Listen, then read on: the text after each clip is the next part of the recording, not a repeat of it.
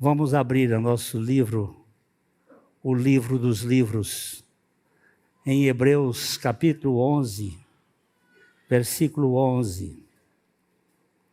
Nós vamos conversar um pouquinho aqui sobre a jornada de fé de Sara, da incredulidade à confiança plena. Capítulo 11, versículo 11 de Hebreus. Pela fé também a própria Sara recebeu poder para ser mãe, não obstante o avançado de sua idade, pois teve por fiel aquele que lhe havia feito a promessa. Por isso também,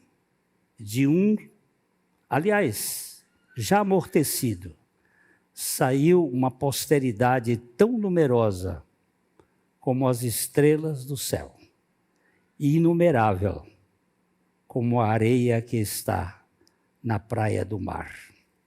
Vamos orar?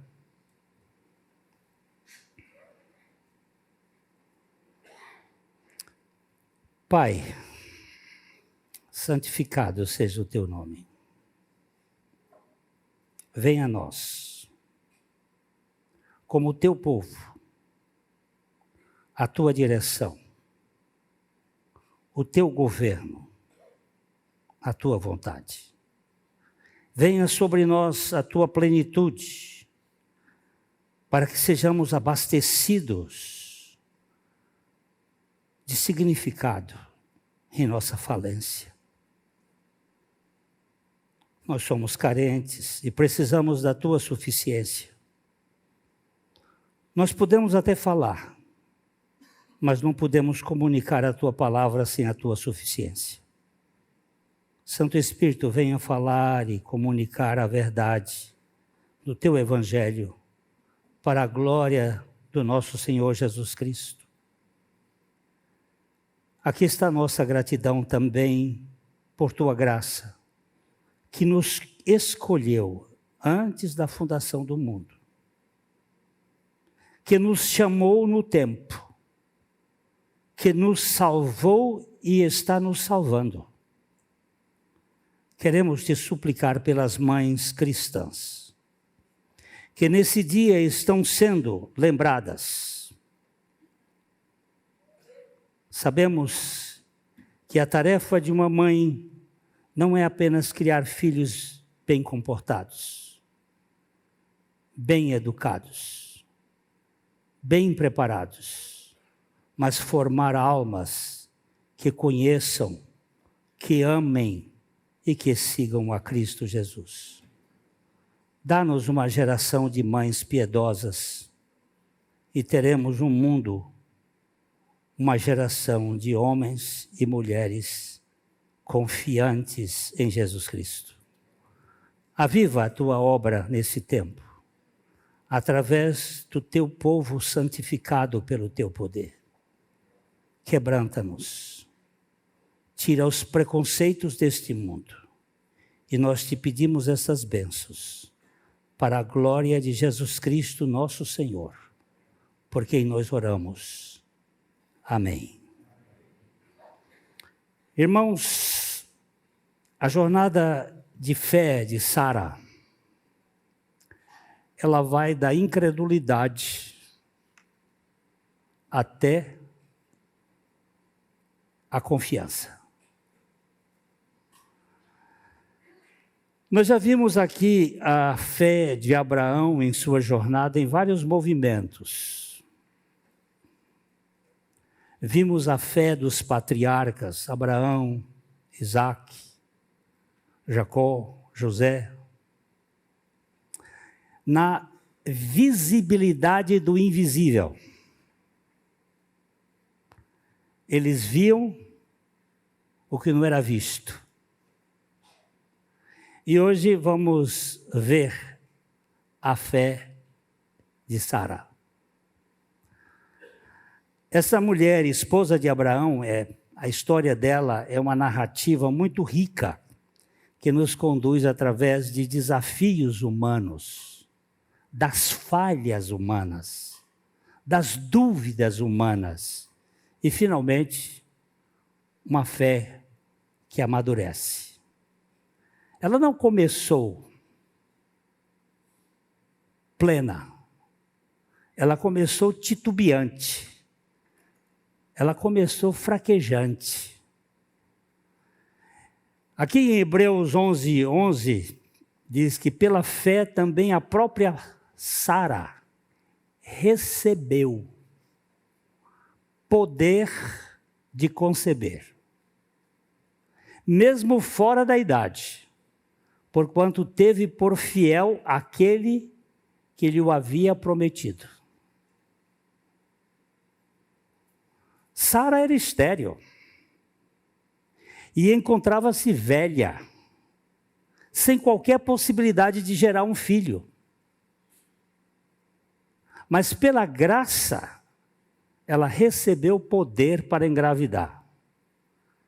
Por quê? O texto é claro. Porque considerou fiel aquele que fez a promessa. Ela não estava olhando para outro lugar, porque ela não tinha nenhuma condição.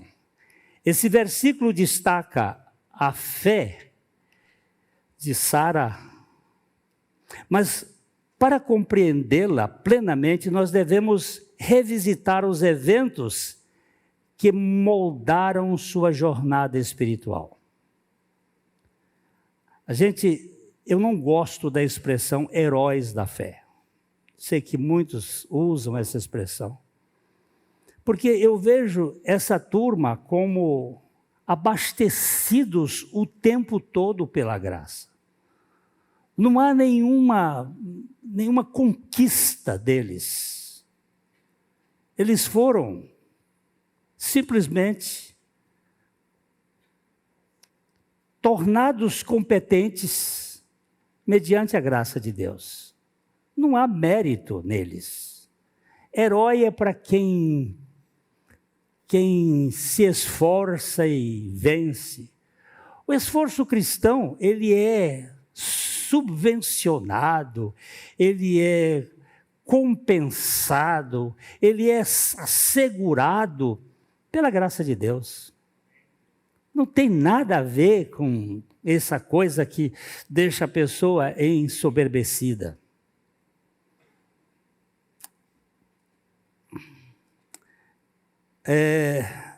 O primeiro ponto que a gente precisa ver é o desafio de esperar e a decisão impulsiva de Sara.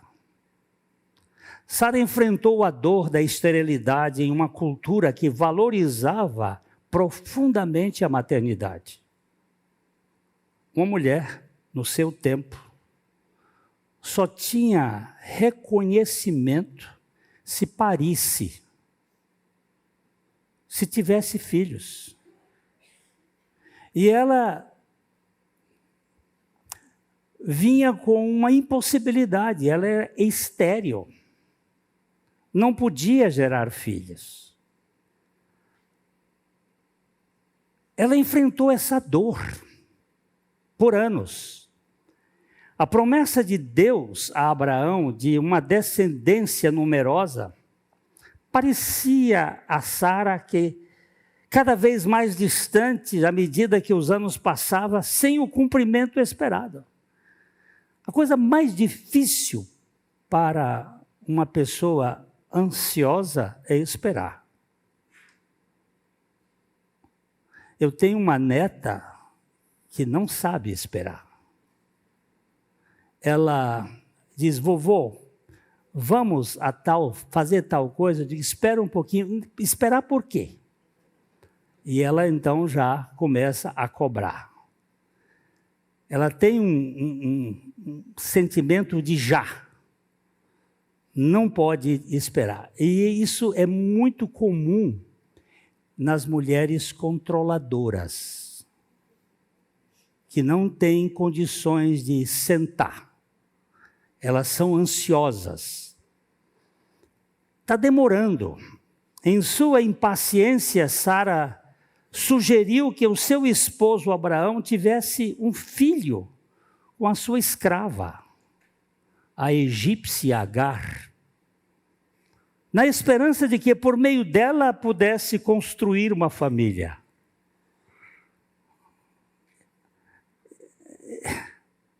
A proposta para Abraão foi muito vantajosa.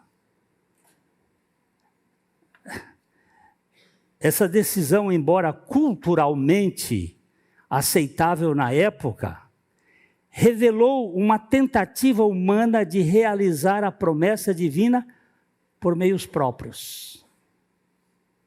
Eu gosto muito do Salmo 40, que ele diz assim: esperei pacientemente pelo Senhor. E ele se inclinou para mim.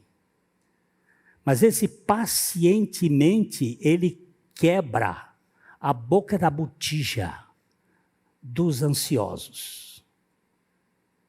Eu já caí muitas vezes nessa esparrela de fazer as coisas por minha iniciativa. E isso é desastroso. A tendência humana, e mais, eu fui estudar isso aqui, e mais especialmente nas mulheres, é buscar uma solução que esteja sob seu controle.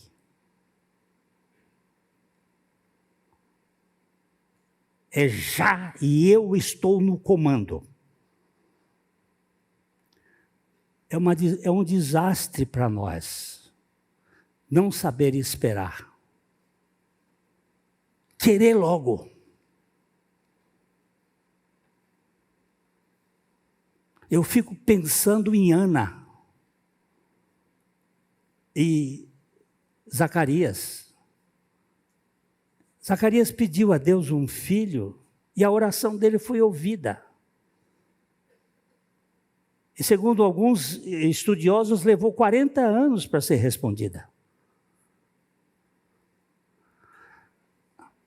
E nós, nesse tempo do imediato, das coisas já, onde eu falo com uma pessoa no Japão, apertando um botão, imediatamente. Isso fez com que nossa cultura seja uma cultura de gente agitada, agoniada, que não sabe descansar e relaxar. Confiar em Deus em meio à invisibilidade, à incerteza, à impossibilidade, é insuportável. Deus, em que mundo, em que estrela tu te escondes, embuçado nesses céus? Há 2000 anos te mandei um grito, que embalde desde então corre infinito. Onde está, Senhor Deus? Gritava Castro Alves, em vozes da África. Cadê você? Onde tu estás? O senhor não escuta? Faz meia hora que eu te pedi um negócio, o senhor não respondeu?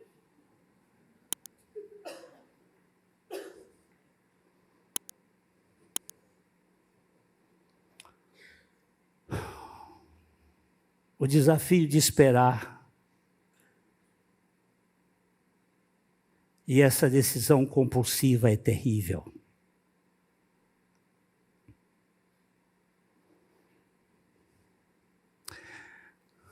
A gravidez trouxe uma tensão.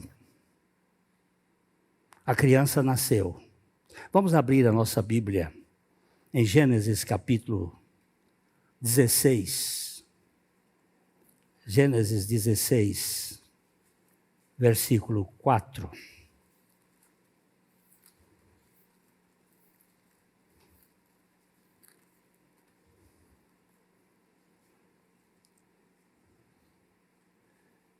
Ele a possuiu e ela concebeu. Vendo ela que havia concebido, isto é, Agar, foi sua senhora por ela desprezada. Disse Sarai a Abrão: seja sobre ti a afronta que me faz a mim. Eu te dei a minha serva para possuíres, e ela, porém, vendo que concebeu, desprezou-me. Julgue o Senhor entre mim e ti. Olha como é que começam os problemas na família. Bota a bola na caçapa e depois põe a culpa no marido.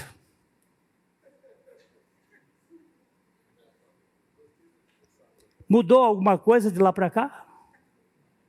Ou mudou do jardim do Éden para cá?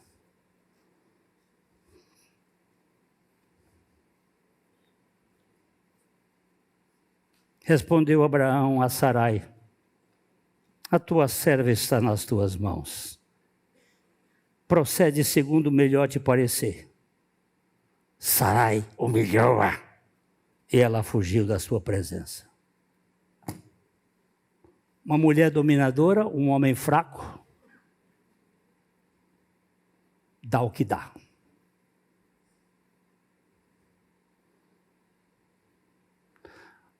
Abraão, para resolver o problema, é omisso.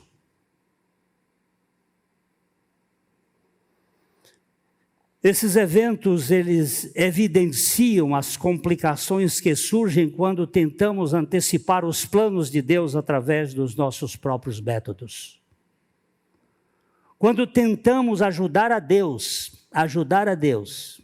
a cumprir suas promessas por meios humanos e impacientes, nós criamos conflitos, mágoas e divisões. Agar representa o fruto de uma solução precipitada. Ismael, até hoje, é um problema. Sara representa a dor de esperar frustrada.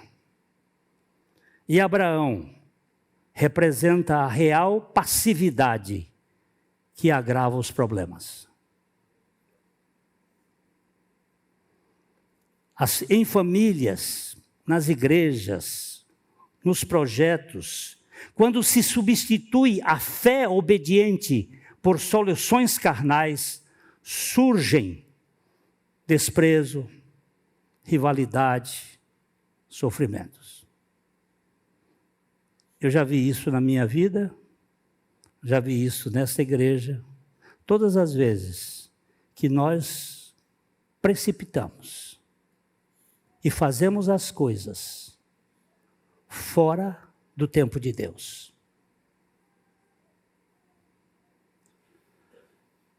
Somente Deus pode cumprir suas promessas do seu modo e no seu tempo. Mas esperar não é fácil. Por isso nós precisamos do Espírito Santo. Uma tarefa de casa para aqueles que gostam de Bíblia, para quem não gosta de Bíblia não serve. Procure a palavra esperança e a palavra ressurreição no Novo Testamento e veja se elas andam juntas. Porque a boca da sepultura, ela inaugurou um novo tempo. É um tempo em que não há problema sem solução. Cristo ressuscitou. E faz toda a diferença.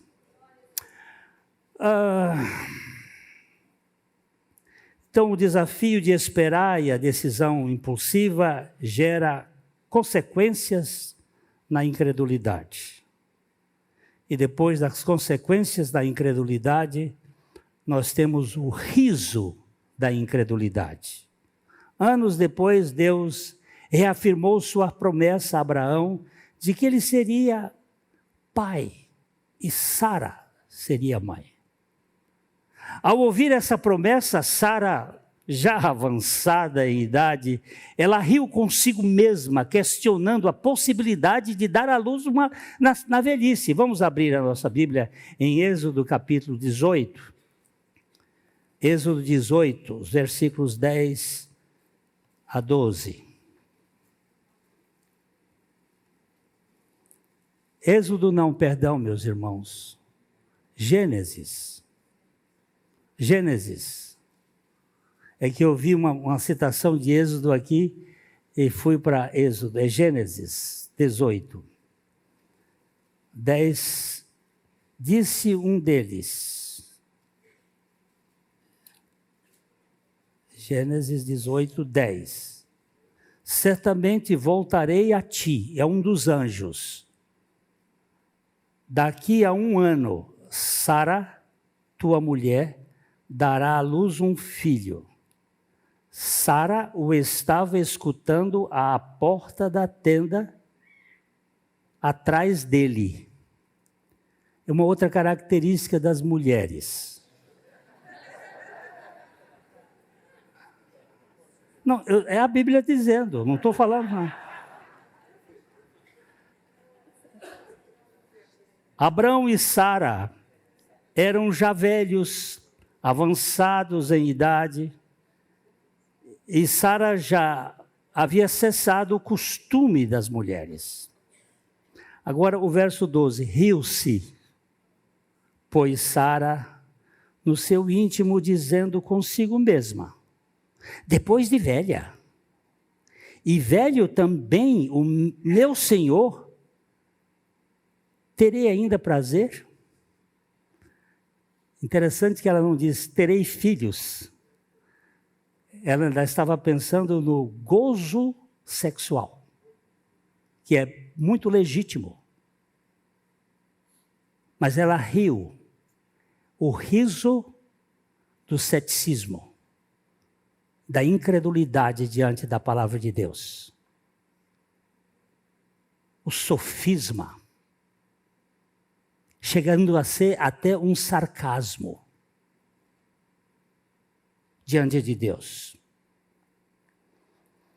Esse riso não era de alegria, mas de ceticismo, refletindo sua luta interna para acreditar naquilo que aparentemente era impossível. Velha, estéril, recebe uma visita de anjos e vai dizer, daqui a 1 ano, você vai ser mãe. Você está brincando comigo? Quando nós podíamos gerar filhos, não veio. Agora, que não tem jeito, você vem? Brincadeira. Todas as vezes que você lembrar de Isaac, lembre-se disto. O nome Isaac significa esse tipo de riso. É quase um deboche.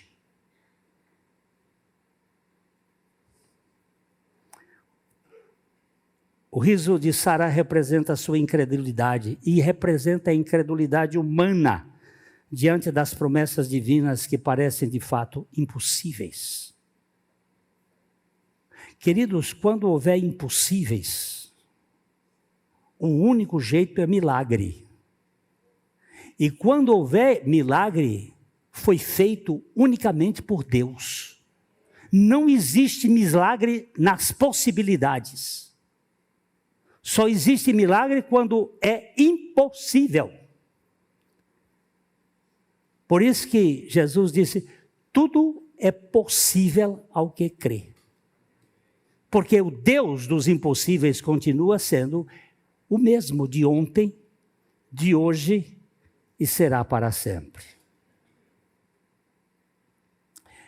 Esse riso é o reflexo de um coração que ouve a palavra de Deus, mas duvida por causa das circunstâncias. Falando com pessoas, às vezes eu falo das possibilidades do Evangelho, a pessoa me diz assim, isso é impossível, pastor. Isso não pode acontecer. É que a sua mente, coberta por um boné, quer entender o Deus que fez esse macrocosmos, com todas as suas dimensões, e você quer colocar esse Deus dentro da sua cabeça. Se eu tivesse mais coragem, eu diria: imbecil, tira os seus olhos de cima do seu limite. Mas não leva a sério esse imbecil, não. Porque a minha Bíblia chama pior, nécio. Você que diz que não há Deus, que não pode fazer as coisas impossíveis.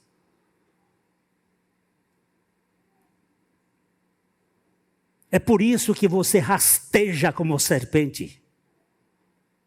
Você não vê as possibilidades divinas. O reflexo do coração que ouve a palavra de Deus e duvida, gera esse riso sarcástico. Mas Deus não fica decepcionado com você. Porque Deus nunca teve ilusões a seu respeito. Ele vai transformar o seu riso de deboche em riso de celebração. Gênesis 18.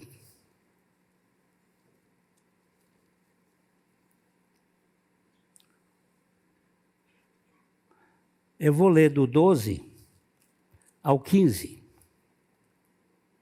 Riu-se, pois, Sara no seu íntimo, dizendo consigo mesma: depois de velha e velho também o meu Senhor, terei prazer. Disse o Senhor a Abrão. Por que se riu Sara, dizendo: será verdade que darei ainda à luz, sendo velha? Acaso para Deus há coisa demasiadamente difícil?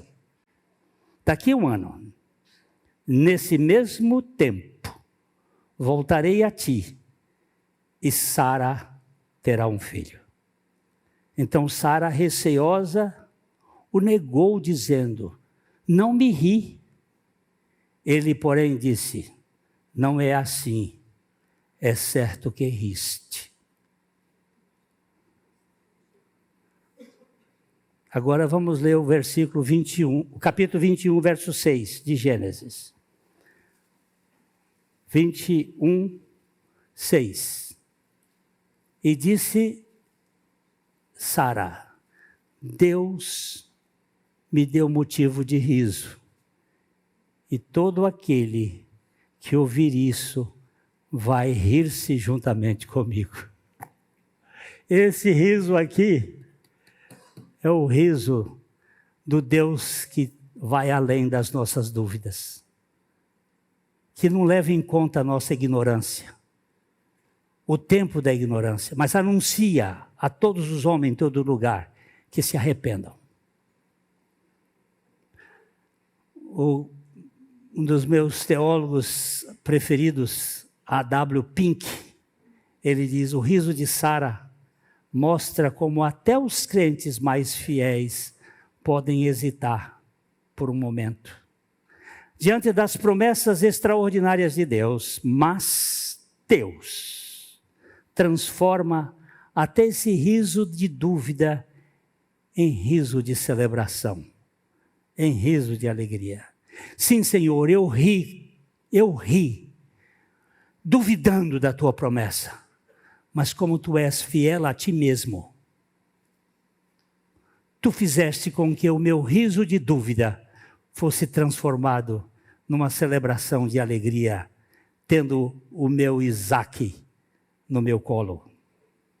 Pink vê o riso inicial como um reflexo da fraqueza humana, mas destaca que a graça de Deus pode, sim, transformar a dúvida em júbilo e transformar a descrença em testemunho da presença de Deus. Eu também já vi isso na minha vida. Deus fazer a minha dúvida se transformar na vitória. Então, nós temos, o primeiro problema que a gente analisou foi o desafio da espera, o segundo, a consequência da incredulidade, o terceiro, o riso da incredulidade, e o quarto é a transformação da fé. Apesar de suas dúvidas iniciais e das ações precipitadas, a fé de Sara amadureceu. Ela cresceu. O texto destaca que, o texto de Hebreus 11:11 destaca que pela fé Sara recebeu poder para gerar filho, porque considerou fiel aquele que lhe havia feito a promessa. É neste ponto que está a nossa vitória. Quando eu estava falando para uma pessoa ontem, eu fui pregar em Ibiporã, e depois conversando com uma pessoa, eu disse, quando você olha para você, com certeza você vai ficar deprimido. Quando você olha para mim, com toda certeza você vai ficar decepcionado. Mas quando você olha para Jesus, eu posso garantir que você vai encontrar descanso. Olhando para mim, eu me deprimo. Olhando para você, eu me decepciono. Olhando para Jesus, eu descanso. Teve um momento que Sara tirou os olhos da impossibilidade e olhou para o Senhor. Esse versículo indica que houve uma mudança significativa de uma mulher que riu em descrença para alguém que confiou plenamente na fidelidade de Deus. Ela viu que Deus era poderoso para fazer infinitamente mais, além de tudo aquilo que pedimos ou pensamos, segundo o seu poder que opera eficazmente em nós.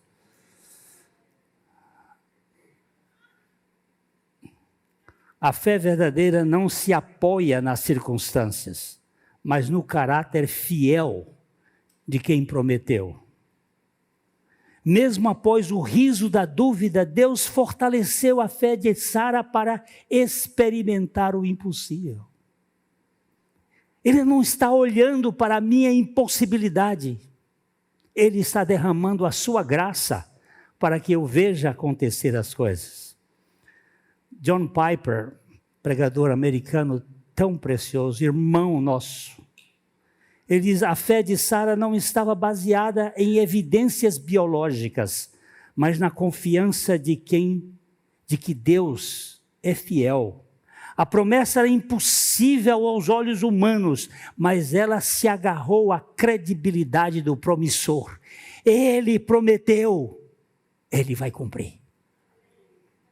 Não sou eu sou estéril, eu sou velha, mas as suas misericórdias se renovam cada dia. Ele continua sendo o Deus de toda graça. A história de Sara mostra que a fé autêntica reconhece a impossibilidade humana, mas se apoia na certeza de que Deus é poderoso e fiel para cumprir aquilo que Ele diz. Está escrito, assina embaixo. Foi o Senhor que disse, amém. Eu creio, eu fico aqui. Ainda que a figueira não floresça, ainda que a oliveira não dê o seu fruto, ainda que a videira, como é? Ainda não haja fruto na figueira, videira e... vamos abrir lá. Abacuque. Já que a gente descobre.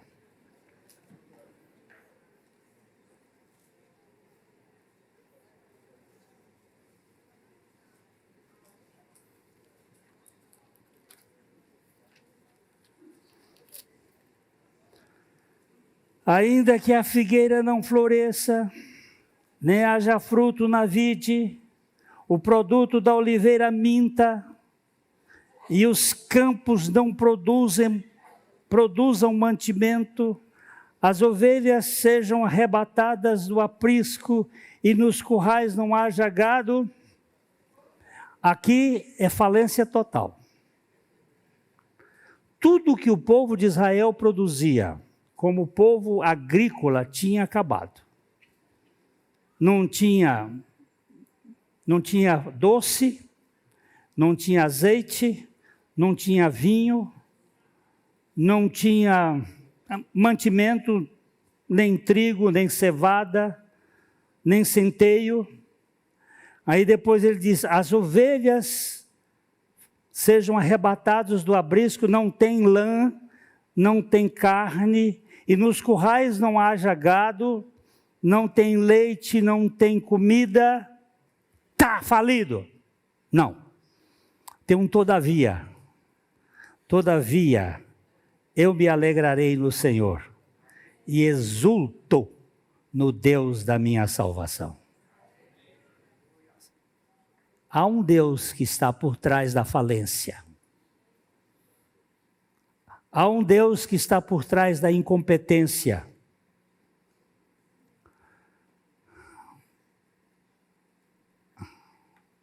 A fé transformada, ela vai ser uma fé operante. A fé renovada de Sara ressaltou um poder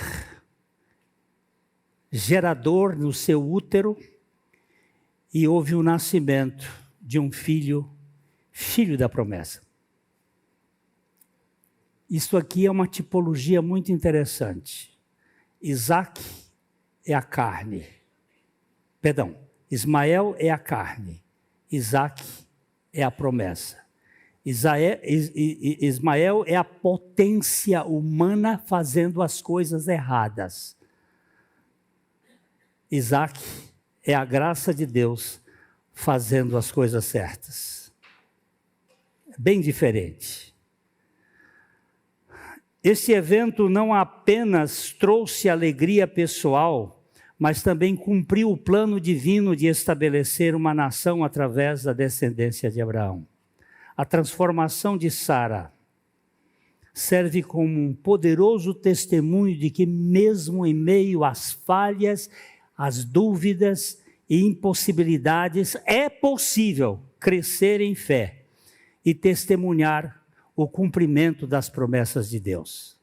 Eu tenho encontrado irmãos dizendo, pastor, eu fracassei. Para mim não tem mais jeito. Eu digo, você está no caminho da restauração, o caminho da ressurreição. Quando nós não podemos, quando nós fracassamos, é aí que o Senhor começa a mudar o nosso rumo. Quando nós chegamos ao fim de nós mesmos, Deus não depende da perfeição humana para cumprir seus propósitos. Mesmo quando fracassamos, como Abraão, como Sara, como Pedro, Deus continuou fiel. Ele sempre escreve suas histórias redentoras através de homens e mulheres tortos. Deus faz isto porque Ele é todo-poderoso.